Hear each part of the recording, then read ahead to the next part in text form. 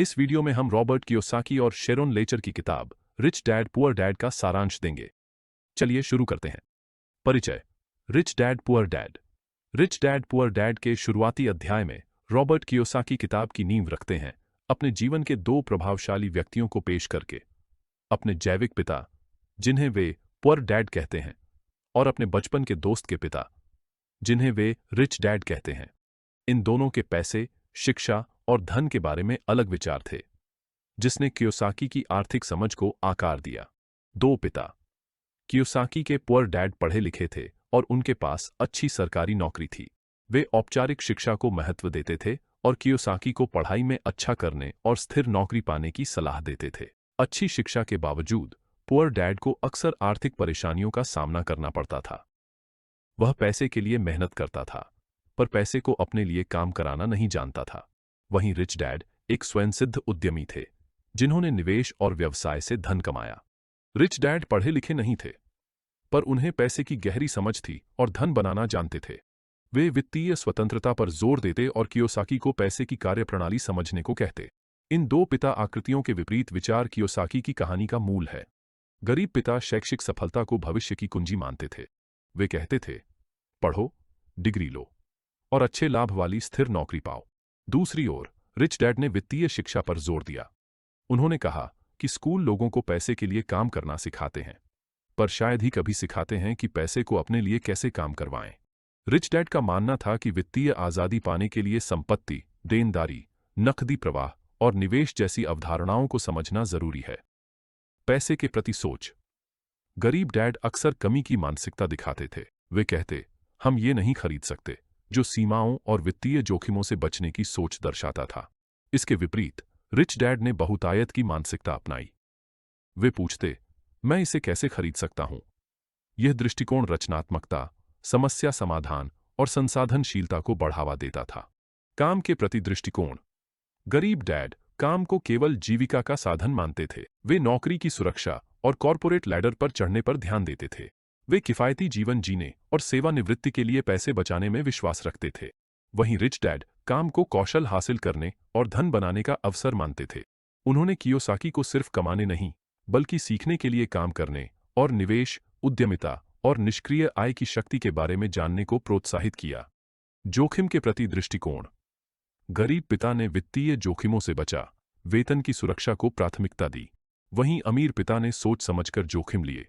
Kiyosaki को सिखाया कि धन मौके लेने, असफलताओं से सीखने और अवसरों को पकड़ने से बनता है। दोनों पिताओं का प्रभाव। कियोसाकी ने दोनों पितृ आकृतियों से मूल्यवान सबक सीखे। गरीब पिता से उन्होंने सिर्फ पारंपरिक शिक्षा और नौकरी पर निर्भरता के नुकसान समझे। अमीर पिता से उन्होंने वित्तीय साक्षरता और रणनीतिक निवेश द्वारा धन निर्माण की समझ पाई। इन विरोधाभासी सबकों ने कियोसाकी को पैसे के बारे में पारंपरिक सोच पर पुनर्विचार करने को प्रेरित किया और वित्तीय स्वतंत्रता का अपना रास्ता चुनता है। अध्याय 1। अमीर पैसे के लिए काम नहीं करते। अध्याय 1 में रॉबर्ट अमीर पिता से सीखा महत्वपूर्ण सबक बताते हैं कि अमीर लोग पैसे के लिए काम नहीं करते। यह अध्याय दिखाता है कि अमीर लोग आय और धन निर्माण के बारे में कैसे सोचते हैं, जो तनख्वाह के लिए काम करने वालों से अलग है। कियोसाकी व्यक्तिगत कहानियों से अमीर और गरीब पिता की तुलना कर वित्तीय स्वतंत्रता की सोच को समझाते हैं। पैसे का पारंपरिक दृष्टिकोण। गरीब पिता मानते थे कि कड़ी मेहनत, स्थिर नौकरी और तनख्वाह पर निर्भर रहना चाहिए। वे नौकरी की सुरक्षा पर जोर देते और कियोसाकी को पारंपरिक करियर अपनाने की सलाह देते थे। यह दृष्टिकोण लोगों को चूहे दौड़ में फंसा देता है, जहां वे खर्चों के लिए काम करते और तरक्की पर निर्भर रहते हैं। लेकिन यह सोच उन्हें नौकरी पर निर्भर रखती है। निवेश या अन्य आय सृजन संपत्तियों से धन बनाने पर ध्यान नहीं देते। रिच डैड का नजरिया। पैसे के लिए काम न करें। उन्होंने इस पारंपरिक सोच को चुनौती दी कि सिर्फ पैसे के लिए काम करना अल्पकालिक रणनीति है। इसके बजाय अमीर लोग ऐसे सिस्टम और संपत्ति बनाने पर ध्यान देते हैं जो समय के साथ आय उत्पन्न करते हैं। रिच डैड ने बताया कि जब लोग पैसे के लिए काम करते हैं तो वे नियोक्ताओं पर निर्भर हो जाते हैं, सुरक्षा के लिए वित्तीय आजादी खो देते हैं। पैसे कमाने के लिए काम करने के बजाय रिच डैड ने कियोसाकी को सिखाया कि पैसे को अपने लिए कैसे काम करवाया जाए। इस सोच में ऐसी संपत्तियां जुटाना शामिल है जो निष्क्रिय आय देती हैं, जिससे बिना नौकरी के वित्तीय स्वतंत्रता मिल सके। डर और लालच की शक्ति। रिच डैड ने बताया कि डर और लालच अक्सर लोगों के आर्थिक फैसलों को प्रभावित करते हैं, उन्हें पैसे के लिए काम करने के चक्र में फंसाए रखते हैं। डर बिल चुकाने और जीवन शैली बनाए रखने की चिंता से पैदा होता है, जबकि लालच भौतिक वस्तुओं की चाह से उत्पन्न होता है। ये भावनाएं लोगों को ऐसी नौकरियां स्वीकार करने के लिए मजबूर करती हैं जो तुरंत पैसा तो देती हैं, पर लंबे समय में आर्थिक असुरक्षा पैदा करती हैं। सीखने के लिए काम करने का सबक। रिच डैड ने पैसे के लिए नहीं, बल्कि सीखने के लिए काम करने की अवधारणा पेश की। उन्होंने कियोसाकी को ऐसे काम या मौके लेने की सलाह दी जो मूल्यवान कौशल सिखाए, भले ही वेतन कम हो। उदाहरण के लिए, उन्होंने लेखांकन, निवेश, मार्केटिंग और नेतृत्व कौशल सीखने को प्रोत्साहित किया, जो धन बनाने और प्रबंधन के लिए महत्वपूर्ण हैं। व्यक्तिगत विकास और ज्ञान प्राप्त करके लोग तनख्वाह की सीमाओं से मुक्त हो सकते हैं और कई आय स्रोत बनाने के लिए आवश्यक कौशल हासिल कर सकते हैं। चूहा दौड़ से मुक्ति। यह अध्याय संपत्ति और देनदारियों के बीच अंतर समझने के महत्व पर जोर देता है। रिच डैड ने कियोसाकी को सिखाया कि धन निर्माण आय उत्पन्न करने वाली संपत्तियां जुटाने और देनदारियां कम करने से शुरू होता है। यह दृष्टिकोण बदलाव लोगों को चूहा दौड़ से बचने देता है, जहां वे खर्चों के लिए नौकरी पर निर्भर नहीं रहते। अध्याय 2। वित्तीय साक्षरता क्यों सिखाएं? कियोसाकी वित्तीय स्वतंत्रता और दीर्घकालिक संपत्ति के लिए वित्तीय साक्षरता के महत्व पर जोर देते हैं। वे कहते हैं कि वित्तीय समझ केवल उपयोगी नहीं, बल्कि अनिश्चित आर्थिक और नौकरी बाजार में आवश्यक है। यह अध्याय बताता है कि पारंपरिक शिक्षा में वित्तीय शिक्षा की अक्सर उपेक्षा क्यों की जाती है। नमस्कार दोस्तों, आप यह बुक सुन रहे हैं बुकपीडियाज यूट्यूब चैनल के माध्यम से। अगर यह बुक आपको पसंद आई है तो मेरे यूट्यूब चैनल बुकपीडियाज को सब्सक्राइब करना मत भूलना। स्कूली शिक्षा और धन निर्माण तथा प्रभावी धन प्रबंधन के लिए इसके महत्व पर प्रकाश डाला। पारंपरिक शिक्षा की कमियां।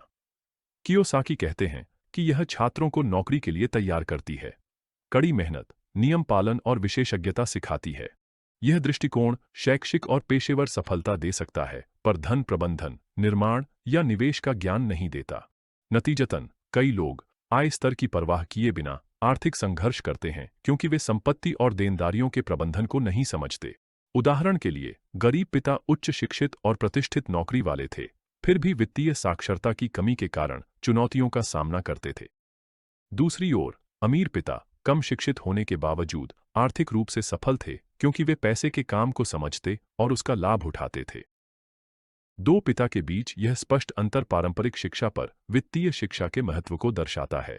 संपत्ति बनाम देनदारियां। इस अध्याय का मुख्य विषय संपत्ति और देनदारियों के बीच का अंतर है। कियोसाकी बताते हैं कि वित्तीय साक्षरता इस मूल अवधारणा को समझने से शुरू होती है। संपत्ति वे चीजें हैं जो आपको पैसा देती हैं, जैसे निवेश, किराए की संपत्ति, शेयर और व्यवसाय। देनदारियां वे चीजें हैं जो आपसे पैसा लेती हैं, जैसे कर्ज, बंधक और अनावश्यक खर्च। कई लोग गलती से मानते हैं कि घर या कार एक संपत्ति है, लेकिन कियोसाकी इस धारणा को चुनौती देते हैं, यह बताते हुए कि ये अक्सर देनदारियों की तरह काम करते हैं, रखरखाव, करों और ब्याज भुगतान जैसे निरंतर खर्चों के कारण। वे कहते हैं कि सच्ची वित्तीय समझ में संपत्ति और देनदारियों में अंतर करना और आय पैदा करने वाली संपत्ति जुटाने पर ध्यान देना शामिल है। वित्तीय साक्षरता की शक्ति। कियोसाकी बताते हैं कि धन केवल कमाई से नहीं, बल्कि पैसे के प्रभावी प्रबंधन से निर्धारित होता है। वित्तीय साक्षरता के बिना उच्च कमाने वाले भी खराब खर्च और निवेश ज्ञान की कमी से आर्थिक मुश्किलों में पड़ सकते हैं। वे लॉटरी विजेताओं और एथलीटों का उदाहरण देते हैं जो लाखों कमाने के बावजूद पैसे के कुप्रबंधन से दिवालिया हो जाते हैं। मानसिकता बदलना। कियोसाकी कहते हैं कि लोग राइट रेस में फंसे रहते हैं क्योंकि वे पैसे को संपत्ति देनदारी के बजाय आय व्यय के रूप में देखते हैं। यह सोच अक्सर गलत वित्तीय फैसलों, जैसे अधिक क्रेडिट लेना या विलासिता पर ज्यादा खर्च करने की ओर ले जाती है। वित्तीय साक्षरता लोगों को संपत्ति बढ़ाने, देनदारियां कम करने और नई आय स्रोत बनाने पर ध्यान देना सिखाकर इस चक्र से मुक्त करती है। एक वित्तीय साक्षर समाज का निर्माण। कियोसाकी स्कूली पाठ्यक्रम में वित्तीय शिक्षा को शामिल करने की वकालत करते हैं ताकि भावी पीढ़ियां वास्तविक जीवन की आर्थिक चुनौतियों के लिए तैयार हो सकें। उनका मानना है कि युवाओं को धन प्रबंधन, निवेश और उद्यमिता सिखाकर समाज आर्थिक असमानता कम कर सकता है और लोगों को वित्तीय स्वतंत्रता पाने में सक्षम बना सकता है। अध्याय 3। अपना व्यवसाय संभालें। रिच डैड पुअर डैड के इस अध्याय में रॉबर्ट कियोसाकी दूसरों के लिए काम करने के बजाय अपने वित्तीय संसाधनों के निर्माण और प्रबंधन पर ध्यान देने के महत्व पर जोर देते हैं। मुख्य विचार यह है कि व्यक्तियों को आय उत्पन्न करने वाली संपत्तियों में निवेश करके और वित्तीय स्वतंत्रता विकसित करके अपने व्यवसाय पर ध्यान देना चाहिए। यह अध्याय वेतनभोगी कर्मचारी से निवेशक या उद्यमी बनने की आवश्यकता पर प्रकाश डालता है, जो समय के साथ धन का निर्माण करता है। अपना व्यवसाय संभालने का क्या अर्थ है? Rich dad poor dad. Kiyosaki अपने काम पर ध्यान दें वाक्यांश का इस्तेमाल वित्तीय भविष्य को संभालने के रूपक के रूप में करते हैं। वे बताते हैं कि कई लोग दूसरों के लिए पैसा कमाने में जुटे रहते हैं बिना खुद की संपत्ति बनाए। उदाहरण के लिए, कर्मचारी अक्सर दूसरों का व्यवसाय बढ़ाते हैं अपने वित्तीय लक्ष्यों को नजरअंदाज करते हुए। रिच डैड ने कियोसाकी को सिखाया कि वित्तीय आजादी का रास्ता संपत्ति जुटाने और उसका प्रबंधन करने से होकर गुजरता है। अपने काम पर ध्यान देने का मतलब है ऐसी आय के स्रोत विकसित करना जो आपको वित्तीय स्वतंत्रता दें। कियोसाकी उस सोच की आलोचना करते हैं जो अच्छी नौकरी को ही वित्तीय सफलता मानती है। वे बताते हैं कि कई लोग ज्यादा कमाकर भी उसे संपत्ति की बजाय देनदारियों पर खर्च कर देते हैं। यह चक्र उन्हें हमेशा नौकरी पर निर्भर रखता है, स्थायी धन बनाए बिना वेतन से वेतन तक जीने को मजबूर करता है। रिच डैड ने कहा कि नौकरियां जरूरी हैं, पर वे एकमात्र लक्ष्य नहीं होनी चाहिए। इसके बजाय लोगों को नौकरी का उपयोग वित्तीय शिक्षा, बचत और निष्क्रिय आय वाली संपत्तियों में निवेश के लिए करना चाहिए। अपने संपत्ति कॉलम का निर्माण इस अध्याय का मुख्य विषय है। कियोसाकी बताते हैं कि अमीर आय उत्पन्न करने वाली संपत्तियां जुटाने पर ध्यान देते हैं, जबकि गरीब और मध्यम वर्ग अक्सर देनदारियों को संपत्ति समझकर जमा करते हैं। वे इन्हें गलती से संपत्ति मान लेते हैं। संपत्तियों के उदाहरणों में शामिल हैं व्यवसाय, कंपनियां जो मालिक से स्वतंत्र चलती हैं और आय उत्पन्न करती हैं, रियल एस्टेट, किराए की संपत्तियां जो नियमित नकद प्रवाह देती हैं, स्टॉक और बॉन्ड, निवेश जो मूल्य में बढ़ते हैं या लाभांश देते हैं, बौद्धिक संपदा, पेटेंट, किताबें, संगीत या अन्य रचनात्मक कार्यों से रॉयल्टी। इसके विपरीत महंगे घर, कारें और उपभोक्ता ऋण संसाधनों को खत्म करते हैं और धन संचय में बाधा डालते हैं। कियोसाकी दोनों में अंतर करने और मजबूत संपत्ति पोर्टफोलियो बनाने पर जोर देते हैं।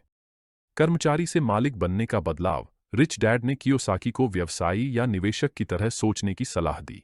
इस मानसिकता में बदलाव में आय का रणनीतिक उपयोग करके समय के साथ धन उत्पन्न करने वाली संपत्तियां खरीदना शामिल है। उदाहरण के लिए, विलासिता पर खर्च करने के बजाय कियोसाकी लाभदायक उपक्रमों या संपत्तियों में निवेश का सुझाव देते हैं। अंतिम लक्ष्य है पैसे के लिए काम करने के बजाय पैसे को अपने लिए काम करवाना।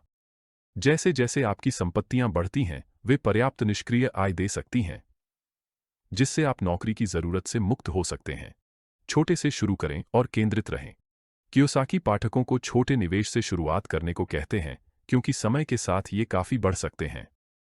वे अनुशासित रहने, कमाई को पुनः निवेश करने और निरंतर अपने पोर्टफोलियो का विस्तार करने की सलाह देते हैं। अध्याय 4, करों का इतिहास और निगमों की शक्ति। रिच डैड पुअर डैड के चौथे अध्याय में रॉबर्ट कियोसाकी बताते हैं कि कैसे करों के इतिहास और निगमों के फायदों को समझना आर्थिक विकास को बढ़ा सकता है।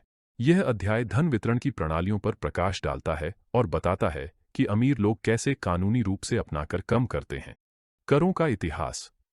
असमानता का एक उपकरण। कियोसाकी करों की उत्पत्ति की चर्चा से शुरुआत करते हैं, बताते हुए कि इन्हें शुरू में किस तरह से पेश किया गया था। अमीरों पर कर लगाना गरीब और मध्यम वर्ग पर बोझ बन गया।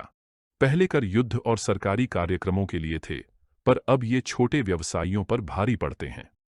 रिच डैड ने सिखाया, अमीर कर प्रणाली का फायदा उठाते हैं, जबकि गरीब इसे अनिवार्य मानते हैं। गरीब और मध्यम वर्ग वेतन से कमाते हैं, जिस पर ज्यादा कर लगता है। अमीर निवेश से कमाते हैं, जिस पर कम कर या कटौती का लाभ मिलता है। निगमों की शक्ति। यह अध्याय धन बनाने और बचाने में कंपनियों की भूमिका पर जोर देता है। कियोसाकी कहते हैं, निगम संपत्ति बचाने, कर कम करने और धन बढ़ाने के शक्तिशाली साधन हैं। रिच डैड ने कियोसाकी को कर्मचारी और मालिक का फर्क बताया। कर्मचारी कमाते, टैक्स देते, फिर खर्च करते हैं। कंपनियां कमाती हैं, व्यापार खर्च करती हैं और बचे हुए पर टैक्स देती हैं। इससे कंपनियां यात्रा, खाना और सामान पर टैक्स से पहले खर्च कर सकती हैं, जबकि लोग टैक्स के बाद की आय से। कंपनियों के जरिए अमीर लोग अपना टैक्स कम करके ज्यादा पैसा संपत्ति बनाने में लगा सकते हैं। कानूनी ढांचा। ज्ञान ही शक्ति है। कियोसाकी कहते हैं कि टैक्स और कंपनियों का फायदा उठाने के लिए वित्तीय समझ जरूरी है। वे इस गलतफहमी को दूर करते हैं कि कंपनी के जरिए टैक्स बचाना गलत या गैरकानूनी है। वे बताते हैं कि ये तरीके पूरी तरह कानूनी हैं और कोई भी इन्हें सीख और अपना सकता है। रिच डैड ने कियोसाकी को कर और व्यवसाय कानूनों का अध्ययन करने को प्रोत्साहित किया, क्योंकि ये धन की सुरक्षा और वृद्धि के लिए आवश्यक है।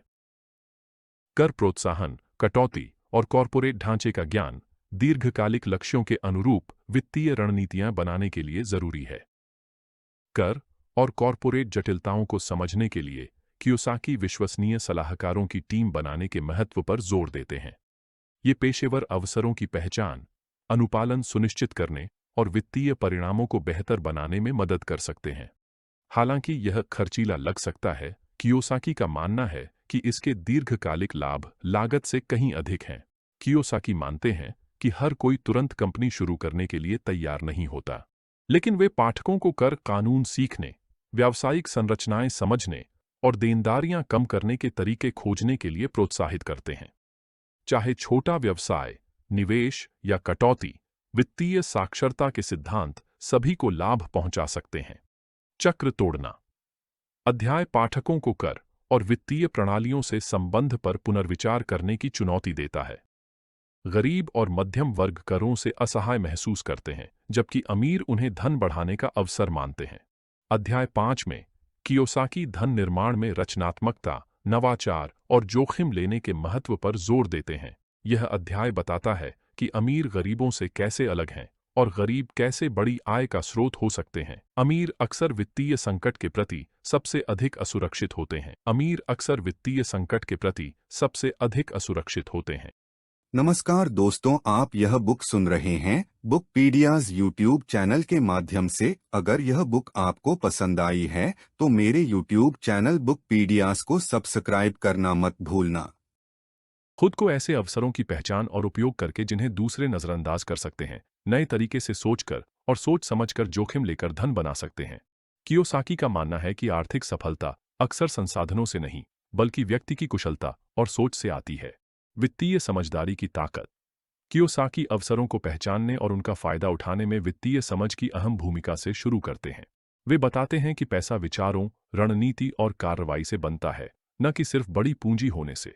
अमीर लोग समझते हैं कि मौके हर जगह हैं और वे धन पैदा करने वाले समाधान बनाने की पहल करने को तैयार रहते हैं। रिच डैड ने कियोसाकी को सिखाया कि आर्थिक सफलता केवल पढ़े लिखे या धनी लोगों तक ही सीमित नहीं है। इसके बजाय यह उन लोगों के लिए सुलभ है जो लगातार सीखते हैं, नए हल खोजते हैं और मौके पर कार्य करने को तैयार रहते हैं। यह सोच अमीरों को उनसे अलग करती है जो डर या ज्ञान की कमी से बंधे हैं। कियोसाकी के अनुसार धन बनाने की मुख्य बाधा है डर, खासकर असफलता या आर्थिक नुकसान का डर। कई लोग जोखिम नहीं लेते क्योंकि वे गलतियां करने या पैसे खोने से डरते हैं। हालांकि कियोसाकी कहते हैं कि असफलता सीखने का एक जरूरी हिस्सा है। अमीर लोग असफलता को सफलता की सीढ़ी मानते हैं, इससे अपनी रणनीति सुधारते और ज्ञान बढ़ाते हैं। रिच डैड ने कियोसाकी को समझदारी से जोखिम लेने की सलाह दी, न कि उनसे बचने की। सोच समझकर जोखिम लेने और असफलताओं से सीखकर लोग डर पर काबू पा सकते हैं और मौकों का फायदा उठा सकते हैं। धन निर्माण में रचनात्मकता का महत्व कियोसाकी कहते हैं, पैसा बनाने में रचनात्मकता अहम है। अमीर लोग नौकरी से परे सोचते हैं, वे धन कमाने के नए तरीके खोजते हैं। इसमें व्यवसाय शुरू करना, कम मूल्य वाली संपत्तियों में निवेश या नई जरूरतों के लिए उत्पाद बनाना शामिल है। कियोसाकी बताते हैं कि उन्होंने और उनकी पत्नी ने रियल एस्टेट में ऐसे मौके देखे जो दूसरों की नजर से छूट गए। रचनात्मक सोच और सटीक कार्रवाई से वे छोटे निवेश को बड़े मुनाफे में बदल पाए। वित्तीय शिक्षा की भूमिका यह अध्याय रचनात्मकता और आत्मविश्वास बढ़ाने में वित्तीय शिक्षा के महत्व पर जोर देता है। कियोसाकी कहते हैं, कई लोग ज्ञान की कमी से मौकों को पहचान या उपयोग नहीं कर पाते। दूसरी ओर अमीर लगातार अपनी वित्तीय साक्षरता में सुधार करते हैं, जिससे वे वहां संभावनाएं देखते हैं जहां दूसरों को बाधाएं दिखती हैं। रिच डैड ने कियोसाकी को वित्तीय विवरण पढ़ना, बाजार के रुझान समझना और जोखिम लाभ का विश्लेषण करना सिखाया। इस ज्ञान से लैस अमीर सूचित निर्णय ले सकते हैं और रणनीतिक निवेश और व्यवसायों द्वारा धन का सृजन कर सकते हैं। कार्रवाई महत्वपूर्ण है। कियोसाकी कहते हैं कि सिर्फ रचनात्मकता और बुद्धि काफी नहीं, कार्य ही विचारों को धन में बदलता है। कई लोगों के पास अच्छे विचार होते हैं, पर डर, आलस्य या आत्मविश्वास की कमी से वे उन पर अमल नहीं करते। अमीर लोग, हालांकि, अपने विचारों को साकार करने में सक्रिय रहते हैं, अक्सर छोटे प्रयोग करके फिर उन्हें बड़ा करते हैं। पैसे के लिए नहीं, सीखने के लिए काम करें। रिच डैड पुअर डैड के अध्याय 6 में रॉबर्ट कियोसाकी वित्तीय कौशल विकसित करने और ऐसा ज्ञान प्राप्त करने के महत्व पर जोर देते हैं जो दीर्घकालिक सफलता सुनिश्चित करे, न कि सिर्फ नौकरी से मिलने वाले वेतन पर निर्भर रहना। ये अध्याय पाठकों को सिर्फ पैसे के लिए नहीं, बल्कि अनुभव और सीख के लिए काम करने को प्रेरित करता है, जो आगे चलकर ज्यादा आर्थिक आजादी दे सकता है। कियोसाकी बताते हैं कि कमाने की बजाय सीखने पर ध्यान देकर लोग खुद को ऐसे औजारों से लैस कर सकते हैं जो भविष्य में आर्थिक सफलता दिला सकते हैं। कमाई से ज्यादा सीखने का महत्व। कियोसाकी पैसे के लिए काम करने के पुराने तरीके को सीखने के लिए काम करने की रणनीति से तुलना करते हैं। जहां कई लोग नौकरी को सिर्फ कमाई का जरिया मानते हैं, रिच डैड ने कियोसाकी को सिखाया कि आर्थिक आजादी की कुंजी ऐसे कौशल हासिल करना है जो समय के साथ धन बढ़ाने में मदद करे। यानी, ये महत्वपूर्ण नहीं कि आज आप कितना कमा रहे हैं, बल्कि ये कि आप कितना ज्ञान और अनुभव जुटा रहे हैं जो भविष्य में फायदा देगा। कियोसाकी कहते हैं कि सिर्फ पैसे के लिए काम करना तनख्वाह पर निर्भरता का चक्र बना सकता है, जो लोगों को दौड़ते रहने की मजबूरी में फंसा सकता है। इसके बजाय विविध कौशल सीखने से वित्तीय स्वतंत्रता की नींव बनती है। जो सीखना बंद करते हैं वे स्थिर हो जाते हैं, जबकि ज्ञान की खोज करने वाले धन के अवसर पाते हैं। वित्तीय सफलता के लिए कौशल सीखना कियोसाकी ने रिच डैड से सीखा था। कियोसाकी कहते हैं कि पैसे, निवेश, लेखा, विपणन, बिक्री और प्रबंधन सीखना जरूरी है। ये कौशल स्कूलों में नहीं सिखाए जाते, पर वित्तीय स्वतंत्रता के लिए महत्वपूर्ण हैं। रिच डैड ने कहा कि कम वेतन वाली नौकरियां भी अमूल्य सीख दे सकती हैं। उदाहरण के लिए, कियोसाकी ने युवावस्था में एक छोटी बिक्री कंपनी में काम किया, जहां उन्होंने बेचना, विपणन और ग्राहक की जरूरतें समझना सीखा। यह अनुभव लंबे समय में किसी भी वेतन से कहीं ज्यादा मूल्यवान साबित हुआ। बिक्री और विपणन का महत्व। कियोसाकी इन कौशलों को सीखने पर विशेष जोर देते हैं। वे बताते हैं कि धन बनाने के इच्छुक लोगों के लिए ये सबसे महत्वपूर्ण कौशल है। बिक्री और विपणन सभी व्यवसायों की नींव है, चाहे आप उत्पाद, निवेश या खुद का प्रचार कर रहे हों। कियोसाकी कहते हैं, बेहतरीन उत्पाद या निवेश अवसर होने पर भी बिना प्रभावी बिक्री या विपणन के सफलता नहीं मिलेगी। रिच डैड ने कियोसाकी को ऐसे व्यवसायों में शामिल होने के लिए प्रोत्साहित किया जहां वे ये कौशल सीख सकें। सिर्फ वेतन के लिए काम करने के बजाय कियोसाकी ने वे कौशल विकसित किए जो उन्हें अपने अवसर बनाने में सक्षम बनाए। उनका मानना है कि यह दर्शन ही अमीर को गरीब और मध्यम वर्ग से अलग करता है। इस अध्याय का एक और महत्वपूर्ण सबक है अपने में निवेश करना। कियोसाकी कहते हैं कि आपकी सबसे मूल्यवान संपत्ति सीखने और बढ़ने की क्षमता है। किताबों, कोर्स, मेंटर या अनुभव से खुद की शिक्षा में निवेश स्टॉक या रियल एस्टेट से ज्यादा फायदेमंद है। कमाने के बजाय सीखने पर ध्यान देकर लोग वित्तीय समझ हासिल कर सकते हैं जो धन बनाने में मदद करेगी। कियोसाकी कहते हैं कि आज की जटिल आर्थिक दुनिया में वित्तीय शिक्षा बहुत जरूरी है। जितना ज्यादा ज्ञान, उतना ही बेहतर निवेश, जोखिम प्रबंधन और धन वृद्धि कर पाएंगे आप। कियोसाकी पाठकों को सिर्फ पैसा कमाने से हटकर वित्तीय साक्षरता पर ध्यान देने की चुनौती देते हैं। लक्ष्य है नौकरी की मानसिकता छोड़कर संपत्ति और निष्क्रिय आय स्रोत बनाना। कियोसाकी बताते हैं कि सीखने के लिए काम करना व्यवसाय शुरू करने, रियल एस्टेट में निवेश करने और कई आय स्रोत बनाने का मौका देता है, जो आखिरकार आर्थिक आजादी ला सकता है। यह अध्याय याद दिलाता है कि कौशल और शिक्षा ही वो असली औजार हैं जो आर्थिक सफलता लाते हैं, सिर्फ पगार नहीं। कियोसाकी पाठकों को छोटी अवधि के लिए पैसा कमाने के चक्कर से निकलकर लंबी अवधि में ज्ञान हासिल करने पर ध्यान देने को कहते हैं, जो उन्हें पैसे से पैसा कमाने में मदद करेगा। अध्याय 7, बाधाएं पार करना। रिच डैड पुअर डैड के इस अध्याय में रॉबर्ट कियोसाकी उन आंतरिक बाधाओं पर चर्चा करते हैं जो लोगों को आर्थिक सफलता पाने से रोकती हैं। वे धन की 5 मुख्य बाधाओं पर प्रकाश डालते हैं: डर, नकारात्मकता, आलस, बुरी आदतें और घमंड। कियोसाकी जोर देते हैं कि इन बाधाओं को पार करना जरूरी है, क्योंकि ये जोखिम लेने, मौकों का फायदा उठाने और सही फैसले लेने की क्षमता को रोकती है। इन बाधाओं को सामना करके लोग मानसिक सीमाओं से मुक्त हो सकते हैं और धन बनाना शुरू कर सकते हैं। डर, सबसे बड़ी बाधा। कियोसाकी डर को वित्तीय सफलता की सबसे बड़ी रुकावट मानते हैं। कई लोग जोखिम लेने से डरते हैं, खासकर निवेश या व्यवसाय शुरू करने में। असफलता, पैसे की हानि या गलतियों का डर उन्हें वित्तीय स्वतंत्रता की ओर बढ़ने से रोकता है। कियोसाकी कहते हैं कि डर स्वाभाविक है, पर इसे नियंत्रित किया जा सकता है। मुख्य बात यह है कि विफलता सीखने का हिस्सा है। रिच डैड ने सिखाया कि गलतियां मूल्यवान सबक हैं जो रणनीतियों को सुधारती हैं। सफल लोग डर के बावजूद आगे बढ़ते हैं, इसे विकास का आवश्यक चरण मानते हैं। निंदा, अवसरों पर संदेह। कियोसाकी के अनुसार निंदा एक और बड़ी बाधा है जो वित्तीय सफलता रोकती है। निंदक लोग अक्सर सफलता पर संदेह करते हैं, खासकर धन निर्माण के अवसरों में। वे निवेश अवसरों या नए विचारों को खारिज कर सकते हैं, मानकर कि वे असफल होंगे या उन्हें भुनाने में देर हो चुकी है। कियोसाकी कहते हैं कि यह सोच क्षमता को सीमित करती है। रिच डैड ने उन्हें सही मौके की प्रतीक्षा के बजाय अवसर खोजने को कहा। सफल लोग खुले विचार रखते हैं, जोखिम में अवसर देखते हैं और संदेह के बावजूद कार्य करते हैं। आलस्य, यथास्थिति का आराम धन के लिए एक छुपी हुई बाधा है। कियोसाकी कहते हैं कि कई लोग वर्तमान स्थिति से संतुष्ट हैं और बदलाव के लिए प्रयास नहीं करते। इसमें पैसे, निवेश या व्यक्तिगत विकास के बारे में सीखने का समय न निकालना शामिल है। वित्तीय स्वतंत्रता की बजाय कई लोग नौकरी की सुरक्षा पसंद करते हैं, भले ही वे आर्थिक संघर्ष में रहें।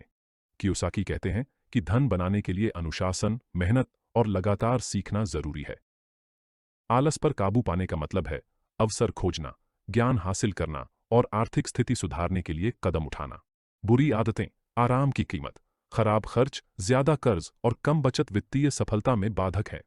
कियोसाकी कहते हैं कि आर्थिक संघर्ष करने वालों की आदतें उन्हें कर्ज के चक्र में फंसाए रखती हैं। इनमें शामिल है पगार से पगार जीना, अनावश्यक खरीदारी और भविष्य के लिए निवेश न करना। बुरी आदतों को बदलना आत्म जागरूकता, अनुशासन और तत्काल संतुष्टि टालने की इच्छा शक्ति की मांग करता है।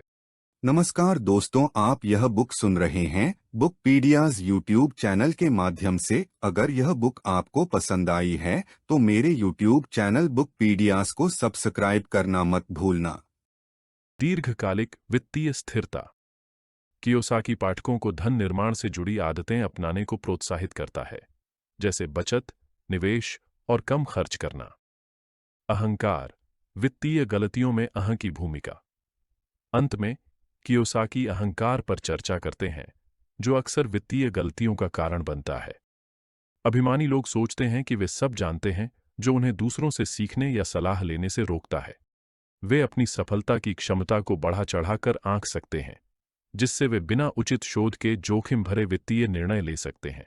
कियोसाकी मानते हैं कि विनम्रता और सीखने की इच्छा सफलता के लिए महत्वपूर्ण गुण है। अपनी सीमाओं को पहचानना और विशेषज्ञों से सलाह लेना महंगी गलतियों से बचने और वित्तीय मामलों में बेहतर निर्णय लेने में मदद करता है। अध्याय 8, शुरुआत करना। रिच डैड पुअर डैड के अध्याय 8 में रॉबर्ट कियोसाकी उन लोगों के लिए व्यावहारिक कदम बताते हैं जो अपनी वित्तीय समझ बढ़ाना और धन बनाना शुरू करना चाहते हैं। यह अध्याय उन लोगों के लिए गाइड है जो सिर्फ पैसे के लिए काम करना छोड़कर अपने पैसे को अपने लिए काम करवाना चाहते हैं।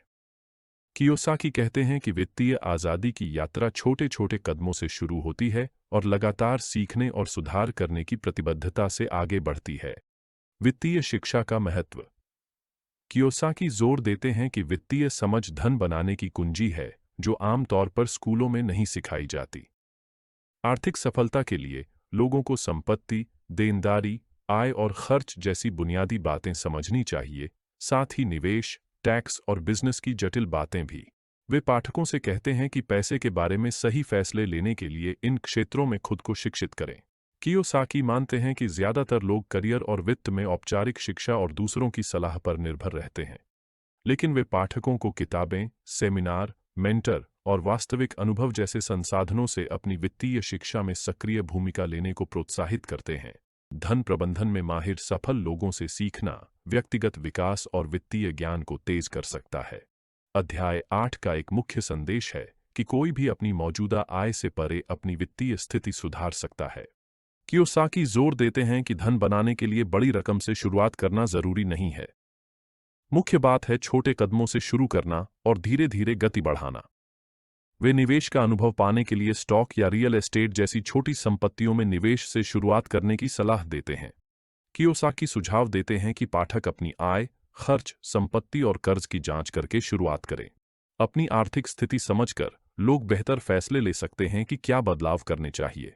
इसमें फालतू खर्चे कम करना, बचत बढ़ाना या पैसे को ऐसे निवेश में लगाना शामिल है जो समय के साथ निष्क्रिय आय दे। एक गुरु ढूंढना शुरू करने का एक अहम कदम है जो आर्थिक रूप से सफल हो और आपका मार्गदर्शन कर सके।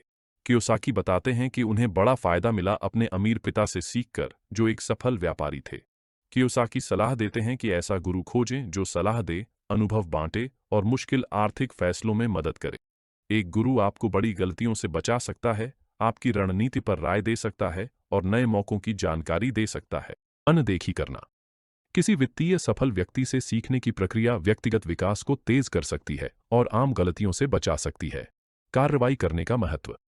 कियोसाकी कहते हैं कि वित्तीय सफलता के लिए सिर्फ ज्ञान काफी नहीं, कार्रवाई भी उतनी ही जरूरी है। वे कहते हैं कि धन बनाने की कुंजी सिद्धांत से व्यवहार में जाना है। इसका मतलब है वित्तीय अवधारणाओं को असल जिंदगी में लागू करना, जैसे पहला निवेश करना या साइड बिजनेस शुरू करना। कियोसाकी कहते हैं कि असफलता सीखने का एक स्वाभाविक हिस्सा है। सोच समझकर जोखिम लेने और गलतियों से सीखने से लोग कीमती अनुभव पा सकते हैं जो ज्यादा वित्तीय सफलता लाएगा। आजीवन सीखने के लिए प्रतिबद्ध रहें। कियोसाकी की आखिरी सलाह है आजीवन सीखने के लिए प्रतिबद्ध रहने का महत्व। वित्तीय शिक्षा एक सतत प्रक्रिया है और जैसे दुनिया बदलती है वैसे ही पैसे और निवेश की आपकी समझ भी बदलनी चाहिए।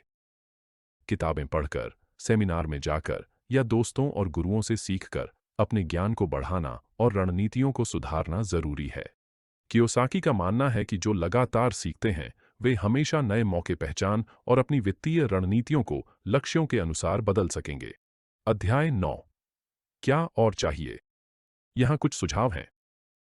रिच डैड पुअर डैड के अध्याय 9 में रॉबर्ट कियोसाकी उन पाठकों के लिए व्यावहारिक कदम और सलाह देते हैं जो अपने वित्तीय ज्ञान को बढ़ाना और धन निर्माण को अगले स्तर पर ले जाना चाहते हैं। यह अध्याय उन लोगों के लिए गाइड है जो वित्तीय साक्षरता की यात्रा शुरू कर चुके हैं पर अपनी प्रगति तेज करना चाहते हैं। कियोसाकी कहते हैं, वित्तीय स्वतंत्रता के लिए सीखना, कार्य और अवसरों को अपनाना जरूरी है। अपनी वित्तीय शिक्षा बढ़ाएं। कियोसाकी कहते हैं, वित्तीय सफलता के लिए लगातार सीखना आवश्यक है। वे कहते हैं, बुनियादी ज्ञान से आगे बढ़कर निवेश, रियल एस्टेट और व्यवसाय में गहराई से जानें। इसमें किताबें पढ़ना, सेमिनार और वास्तविक अनुभवों से सीखना शामिल है। कियोसाकी पाठकों को नए संसाधन खोजने और धन की समझ को चुनौती देने के लिए प्रेरित करते हैं। कियोसाकी के अनुसार उन्नत ज्ञान पाने का सबसे अच्छा तरीका मेंटरशिप है। वे सफल लोगों से सीखने और मार्गदर्शन लेने का सुझाव देते हैं। ये मेंटर आपको जटिल वित्तीय फैसलों में मदद कर सकते हैं, नए विचार दे सकते हैं और बता सकते हैं कि उनकी धन यात्रा में क्या काम आया। असली दुनिया में सक्रिय हो जाएं। कियोसाकी कहते हैं कि किताबी ज्ञान हाथों के अनुभव की जगह नहीं ले सकता। वे सलाह देते हैं कि जो सीखा है उसे असली जिंदगी में लागू करें। इसमें बिजनेस शुरू करना, प्रॉपर्टी में निवेश या पैसिव इनकम के और तरीके खोजना शामिल हो सकता है। सैद्धांतिक ज्ञान को व्यावहारिक सफलता में बदलने के लिए ये कदम जरूरी है। कियोसाकी कहते हैं कि छोटे से शुरू करना ठीक है, बस प्रगति करते रहें और अनुभवों से सीखें। जैसे थोड़ा सा प्रॉपर्टी निवेश भी मार्केट, रिस्क और रिटर्न के बारे में बहुत कुछ सिखा सकता है। सवाल पूछने की आदत डालें। कियोसाकी सीखने और बढ़ने के लिए सवाल पूछने पर जोर देते हैं। जो लोग अपनी आर्थिक स्थिति सुधारना चाहते हैं उन्हें लगातार सोचना चाहिए कि वे कैसे बेहतर कर सकते हैं, कहाँ मौके मिल सकते हैं और अनुभवों से क्या सीख सकते हैं। चाहे सलाह मांगना हो या अपनी वित्तीय रणनीति पर सवाल, जिज्ञासु होना इस सफर का अहम हिस्सा है। जवाब और समाधान खोजने से लोगों को अपने वित्तीय लक्ष्यों से जुड़े नए मौके मिलने की संभावना बढ़ जाती है। सहायक नेटवर्क बनाएं। कियोसाकी पाठकों को वित्तीय विकास के शौकीन लोगों से घिरने की सलाह देते हैं। एक मददगार नेटवर्क बनाकर लोग प्रेरणा पा सकते हैं, विचार बांट सकते हैं और एक दूसरे को जवाबदेह बना सकते हैं। प्रेरित लोगों से जुड़ने से ऐसे मौके मिल सकते हैं जो अकेले पाना मुश्किल होता है।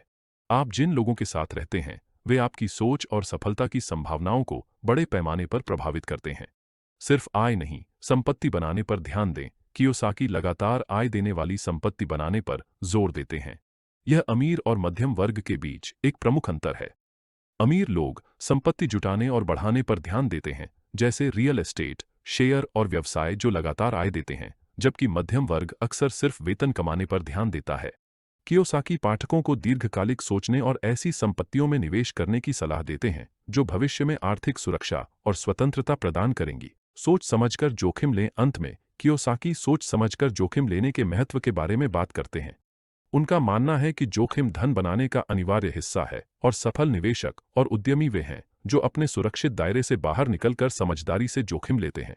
इसका मतलब लापरवाही से उच्च जोखिम वाले कामों में पैसा नहीं लगाना है, बल्कि सोच समझकर कदम उठाना और गलतियों से सीखना है।